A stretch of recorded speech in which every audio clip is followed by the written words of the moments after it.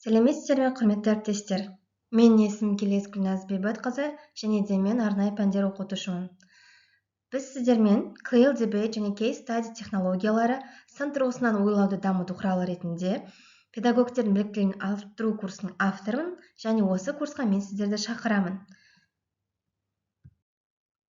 Жалпы курсымыздың мүмкіндіктерін айтып кететін болсам, Clear Debate және Case Study технологияларының теориялық негіздерде және әдістемелік ерекшеліктерін меңгере аласыздар. Сын тұрғысынан ойлауды дамытуға бағытталған сабақ мақсаттарын дұрыс қоя білуді үйренесіздер. Пәндік мазмұнды тілдік дамытулармен қалыптастырып, Clear сабақтарын жоспарлау және ұйымдастыру дағдысын қалыптастырады. Пікірталас технологиясы арқылы оқушылардың аргументтеу, дәлелдеу секілді пікір білдіру қабілеттерін дамытасыздар. Нақты өмірлік жағдайларға негізделген Case Study құрастыру, талдау және сабақты тиімді қолдану бойынша дағдыларын меңгереді. Оқушылардың сыни ойлау қабілетін бағалау, шешім қабылдау қабілеттерін дамытуға бағытталған тапсырмалар әзірлей алады. Топтық жұмыс, рефлексия, кері байланыс әдістерін тиімді қолдануға үйренеді. Жалпы курсымыз 4 модульден құрастырылған. Бірінші модуліміз сын тұрғысынан ойлауды дамыту, заманауи білім берудің негізгі бағыты болса, екінші модуліміз Clear технологиясы және сын тұрғысынан ойлауды дамыту мүмкіндіктері болып табылады.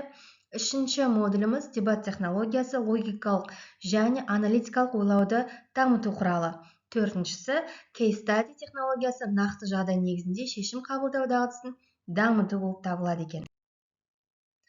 Жалпы 4 модуліміздің қысқаша мазмұнын айта кететін болсам, бірінші модульде сіздер сын тұрғысынан ойлауды дамыту жолдарын, оқушылармен оны қалай жүзеге асыру болатын тапсырма түрлерін үйренесіздер. Екінші модульде Clear технологиясының мәнін, мағынасын және сабақта қалай пайдалануға болатын тапсырмалар мен практикалық мысалдарды үйренесіздер.